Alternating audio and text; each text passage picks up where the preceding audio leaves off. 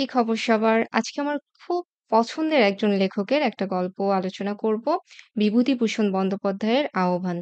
এটি তোমাদের পাঠ্য অবশ্যই। আর গল্পের বিস্তারিত আলোচনায় যাওয়ার আগে আমি এক কথায় বলতে চাই গল্পটি কী নিয়ে। সেটি হচ্ছে ধর্ম, বর্ণ নির্বিশেষে দুজন মানুষের মধ্যে আত্মিক সম্পর্ক দেখানো হয়েছে। অর্থাৎ মানুষের মধ্যে যদি মমত্ববোধ থাকে, মানুষ যদি সম্পর্ক তৈরি করতে চায়, ভালোবাসতে চায় তাহলে সেখানে ধর্ম বা কোনো সামাজিক অবস্থান, অর্থনৈতিক অবস্থান কোনো কিছুই বাধা হয়ে দাঁড়াতে পারে না। আর এই বিষয়টি দেখানো হয়েছে ২ জন চরিত্রের মধ্য দিয়ে, যার একজনকে আমরা পাবো বুড়ি হিসেবে। তার কোনো নাম পাওয়া যায় না এই গল্পে। বুড়ি হিসেবেই তাকে আমরা উল্লেখ করব। আরেকজন হচ্ছে গল্পের যে বর্ণনাকারী, তারও কোনো নাম নেই এখানে। সে গল্পটি বর্ণনা করেছে ফার্স্ট পারসন হিসেবে। এখন কথা হচ্ছে আমরা যখন সৃজনশীল প্রশ্নের উত্তর করব, তখন কিভাবে এই ২ জন চরিত্রকে আলাদা করব? যেহেতু তাদের কোনো নাম নেই। বুড়িকে না হয় বুড়ি হিসেবেই উল্লেখ করলাম। কিন্তু বর্ণনাকারী যে, তাকে কি আমরা লেখক বলে উল্লেখ করব? সেটি কিন্তু মোটেই করা যাবে না। কারণ লেখকের এটি আত্মজীবনী নয়। লেখক বলতে বিভূতিভূষণ বন্দ্যোপাধ্যায় বোঝাবে, সেটি কিন্তু লেখা যাবে না। গল্পের চরিত্রের যেহেতু কোনো নাম নেই, আমরা তাকে উল্লেখ করব গল্পকথক বা কথক হিসেবে। এটি কিন্তু সৃজনশীল প্রশ্নের উত্তরের ক্ষেত্রে একটু মাথায় রাখতে হবে যে এখানে লেখক বলে তাকে উল্লেখ করা যাবে না। আবার অনেক শিক্ষার্থী দেখি তাকে গোপাল বলে সম্বোধন করে। সেটি কিন্তু ওই বুড়ি তাকে আদর করে গোপাল ডাকে। তোমরা কিন্তু তাকে গোপাল ডাকলে চলবে না। কাজেই গোপাল বা লেখক নয়, তাকে উল্লেখ করতে হবে কথক বা গল্পকথক হিসেবে। এখন এই গল্পকথক এবং বুড়ি এই ২ জন ২ প্রান্তের ২ জন মানুষ। একজন মুসলমান, একজন হিন্দু, একজন তুলনামূলক সচ্ছল, আরেকজন একেবারেই দরিদ্র। ২ জনের অবস্থানও ২ জায়গায় গ্রামে এবং শহরে। তারপরও ২ জনের মধ্যে কিভাবে একটা মমতার সম্পর্ক গড়ে উঠল, আত্মিক সম্পর্ক গড়ে উঠল, সেটিই আমরা দেখব 'আহ্বান' গল্পে। তাহলে চলো দেখা যাক কিভাবে গল্পটি শুরু হয়েছে। গল্পের কথক অনেকদিন ধরেই গ্রামে যান না, অর্থাৎ তিনি শহরে থাকেন। তো একবার তিনি ছুটিতে গ্রামে গিয়েছেন এবং শুরুতেই একজন ব্যক্তির উল্লেখ আছে, যাকে তোমাদের মনে রাখতে হবে বিশেষ করে বহু নির্বাচনী প্রশ্নের জন্য। গ্রামের চক্রবর্তী মশাই আমার বাবার পুরাতন বন্ধু। এই চক্রবর্তী মশাই কিন্তু চক্রবর্তী মশাইয়ের আঞ্চলিক একটা রূপ। অর্থাৎ এই যে চক্রবর্তী মশাই বা চক্রবর্তী মশাই যেটাই বলো, তিনি হচ্ছেন লেখকের বাবার পুরাতন বন্ধু এবং তার সাথে লেখকের কিছুটা কথোপকথন আছে যে তিনি চাচ্ছেন যে যদিও তাদের কোনো বাড়ি নেই, গ্রামে থাকা হয় না বলে, তাদের যে ভিটেমাটি আছে সেখানে কথক একটা ঘর তুলবে এবং এই ঘর তোলার জন্য প্রয়োজনীয় যা খড় বা বাঁশ যা কিছু লাগে সবকিছু তিনি দিতে রাজি। এই অংশে কিন্তু গ্রামের মানুষের যে একটা উদারতা সেটা বোঝা যায়। যে এই যে চক্রবর্তী মশাই বাবার বন্ধু হয়েও তাকে সবকিছু দিতে রাজি। আসলে তিনি চাচ্ছেন যে গ্রামের ছেলেরা গ্রামে আসা যাওয়া করুক, একটু নিয়মিত হোক। এর মধ্য দিয়ে আসলে পারস্পরিক যে সম্পর্ক সেটা আসলে দৃঢ় করার একটা আকাঙ্ক্ষা বোঝা যায় এখানে।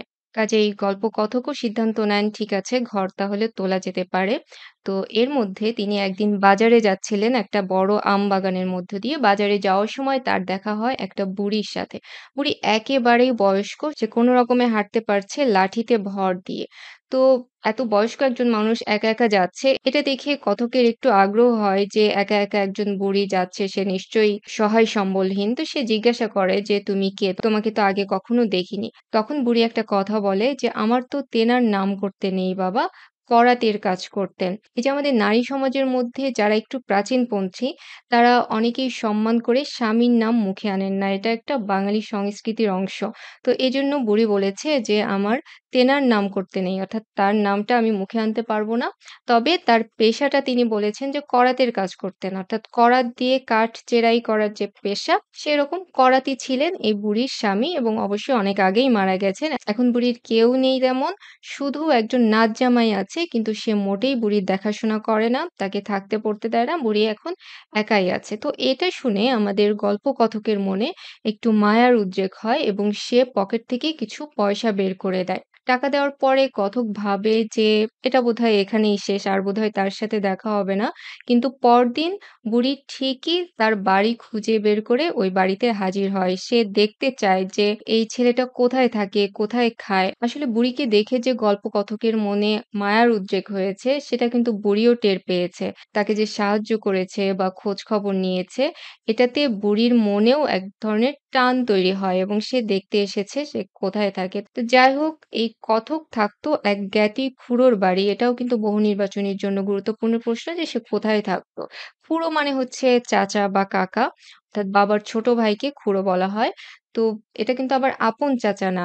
জ্ঞাতি খুড়ো অর্থাৎ বংশের মধ্যে যে আপন চাচা ছাড়াও আরো অনেক চাচা থাকে সেরকম এক চাচার বাড়িতে কথক থাকে এবং খায়। তো বুড়ি আসার পরে কথকের খুড়ো তাকে আরো ভালো করে বুঝিয়ে দিলেন যে সে কে এবং ওই বুড়ির স্বামীর নামটাও এখানে আমরা জানতে পারি। তার নাম হচ্ছে জমির বা তাকে সবাই জমির করাতি বলে চেনে। কয়েক মাস পর আবার জ্যৈষ্ঠ মাসে গরমের ছুটিতে কথক আবারও গ্রামে আসে। এবার তার আসার উদ্দেশ্য হচ্ছে ওই যে আগেরবার যে নতুন ঘর তৈরি করেছে সেখানে সে কিছুদিন থাকবে। যেই না সে গ্রামে এসেছে আসার পরদিনই বুড়ি তার বাড়িতে এসে হাজির। অর্থাৎ বুড়ি ঠিকই খোঁজ খবর রাখছে সে কবে গ্রামে আসে। এবং মজার ব্যাপার হচ্ছে সে কিন্তু খালি হাতে আসেনি। সে তার গাছের কয়েকটি আম নিয়ে এসেছে। এবং সে আন্তরিকভাবে বলে, গোপাল আমার তর জন্যে নিয়ে আলাম।" এই যে বুড়ি কতকের জন্য আম নিয়ে আসছে বা তাকে আদর করে গোপাল বলে ডাকছে, এটা গল্পকথকের বেশ ভালো লাগে। কারণ সে অনেক আগে তার মা বা খালাদের হারিয়েছে। অনেকদিন ধরে তাকে কেউ এভাবে মায়ের মতো আদর করে ডাকে না। তো এই জিনিসটা কথকের মনেও বেশ ভালোবাসার তৈরি করে এবং সে আনন্দিত হয় যে তার জন্য কেউ ভালোবেসে গাছের আম নিয়ে এসেছে। যদিও বুড়ির কিন্তু কিছুই নেই। সে যা পারে সেটা নিয়ে এসেই তার ভালোবাসার প্রকাশ ঘটিয়েছে। এখানেই কিন্তু শেষ নয়। সে প্রতিদিনই কিছু না কিছু আনতেই থাকে। তো আম নিয়ে আসার পরদিন যখন সে তার আদরের গোপালের জন্য দুধ নিয়ে আসে, তখন গল্পকথক একটু বিব্রত হয় যে সে তো নিজে দরিদ্র মানুষ। সে কিভাবে আরেকজনের কাছ থেকে চেয়ে এনেছে, যার কাছ থেকে নিয়ে এসেছে তার এক পাতানো মেয়ে বুড়ির। তো সেও তো আরেকজন দরিদ্র মানুষ। তো এভাবে তার জন্য কিছু করতে গিয়ে সেটা তো ২ জন দরিদ্র মানুষের জন্য চাপ হয়ে যাচ্ছে। এজন্য সে একটু তাকে বকার চেষ্টা করে যে এরকম আর কখনো করবে না এবং যে দুধটা এনেছে সেই দুধের দামও দেয় জোর করে। যদিও বুড়ি নিতে চাচ্ছিল না। তো দাম দেওয়ার পরে বুড়ির মুখ দেখে তার আবার একটু মায়া লাগে। সে মনে করে যে এটা করা মোটেও ঠিক হয়নি। কারণ বুড়ি যতই অভাবী হোক, দরিদ্র হোক, সে তো তাকে ভালোবাসে বলেই নিজের সন্তানের মতো কিছু দিতে চেয়েছে। তো এটার দাম দিতে চাওয়া যে একেবারেই ঠিক হয়নি, এটা সে বুড়ি চলে যাওয়ার পর অনুধাবন করে। কিন্তু ওদিকে বুড়ি কিন্তু মোটেও দমে যায়নি। সে প্রতিদিনই কিছু না কিছু তার গোপালের জন্য নিয়ে আসবেই। এবং একদিন সে বলে যায়, "অমর গোপাল আমি নতুন খাজুর পাতার চেটাই বুনে রেখে দিয়েছিলাম তোমারে বসতি দেবার জন্য।" অর্থাৎ সে প্রত্যাশা করে তার গোপাল কখনো তার বাড়িতে যাবে এবং তাকে তো বসতে দেওয়ার মতো কিছু নেই। তাকে যাতে বসতে দিতে পারে সেজন্য খেজুরের পাতা দিয়ে পাটি তৈরি করেছে সে। এরপর আবার কয়েক মাস পরে যখন সে গ্রামে আসে তখন কিন্তু আর বুড়িটা তার সাথে দেখা করতে আসে না। দেখা করতে আসে বুড়ির সেই পাতানো মেয়ে এবং সে এসে খবর দেয় বুড়ির ভীষণ অসুখ এবং মনে হয় বাঁচবে না। সে কতককে অনুরোধ করে বুড়িকে যেন অবশ্যই একবার দেখতে যায় তাহলে সে অনেক খুশি হবে। তো বুড়ির অসুস্থতার খবর পেয়ে সেদিন বিকেলেই কথক যায় বুড়িকে দেখার জন্য এবং বুড়ি তাকে দেখে ভীষণ খুশি হয়। যদিও সে অনেক অসুস্থ তারপরও কোনো রকমে উঠে বসার চেষ্টা করে এবং এক পর্যায়ে সে আবেগী হয়ে বলে যে সে মারা গেলে যেন তার কাফনের কাপড়টা গোপাল কিনে দেয়। তার আদরের গোপাল আমাদের গল্পের বর্ণনাকারী সে যেন তার কাফনের কাপড়টা কিনে দেয়। এখন এই কথাটা কখন একজন মানুষ আরেকজনকে বলে বলো তো? যখন সে তাকে ভীষণ আদর করে, তাকে সবচেয়ে আপনজন মনে করে তখনই কিন্তু মানুষ চায় যে আমার কাফনের কাপড়টা সে কিনে দিবে। তো যাই হোক কথক ওখান থেকে ফিরে আসে এবং পরদিন আবার শহরে চলে যায়।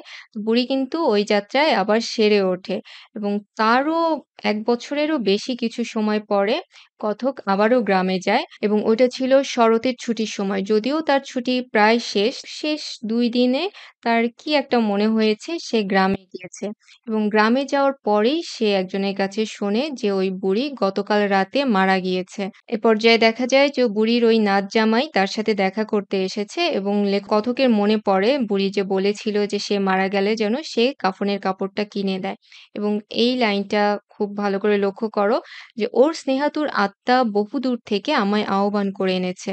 আমার মন হয়তো ওর ডাক এবার আর তাচ্ছিল্য করতে পারেনি। অর্থাৎ গল্পকথক এখানে উপলব্ধি করছে যে তার যেহেতু গ্রামে আসার এটা সময় ছিল না, তারপরেও সে এসেছে কোনোভাবে।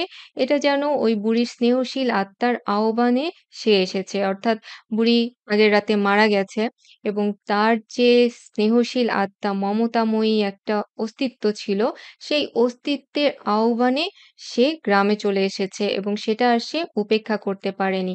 এইজন্যই কিন্তু গল্পের নাম 'আহ্বান'।